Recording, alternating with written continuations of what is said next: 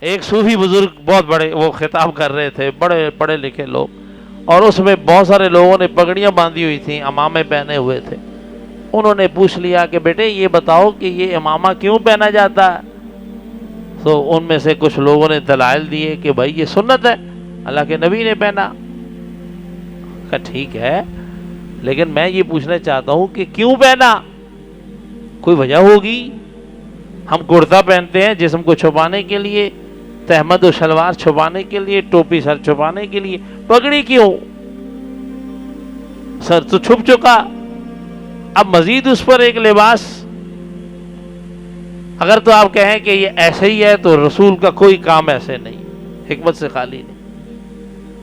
وہ اہل علم سارے اپنی علم کی باتیں کر کے انہوں نے ہاتھ جوڑ لیے کہ حضرت صاحب علم ہمارے پاس تھا، حکمت آپ کے پاس ہے، حکمت آپ بتائیں گے، ہم نے علم کی بات بتا دی۔ انہوں نے پھر ایک حدیث سنائی اور حکمت بتائی۔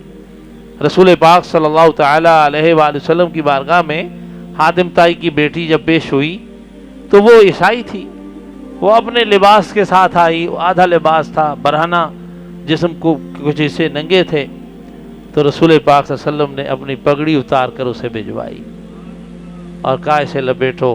اور مسلمان کے سر پر یہ کپڑا اسی لیے ہوتا ہے کہ کسی ننگے کے کام آئے، کسی زخمی کے کام آئے، کسی ضرورت مند کے کام آ جائے۔ ہم نے پگڑی پہننا سیکھی، خوبصورت ڈیزائن، بڑے پھول بوٹے، اور جتنے بڑے اتنی بڑی، اور کیا کچھ، لیکن یہ تو بھول گئے کہ یہ تھی کائے کے لیے۔ اللہ کے نبی نے ایک کپڑا بھی ایکسٹرا رکھوایا، اور یہ کپڑا تمہارا نہیں ہے، یہ تمہارے پاس امانت ہے، یہ اس موقع کے لیے ہے، کوئی زخمی ہے پٹی بنے گی، کوئی مریض ہے اس کی ضرورت پیش آئے گا، کوئی ضرورت مند ہے اسے دیا جائے گا۔ اللہ اکبر اللہ۔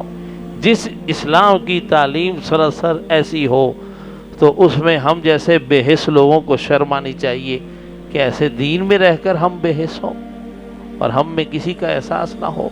احساس کے لیے کسی ملک میں جانے کی ضرورت نہیں، گھر سے شروع کیجیے۔ سب سے پہلے ماں باپ، ان کے پالنے، ان کے نشو و نما کرنے اور ان کی تربیت و تعلیم کرنے اور چھوٹے سے بڑا کرنے اور ان کی بوڑھی ہڈیوں اور تھکے ہوئے جسموں کا لحاظ کرو۔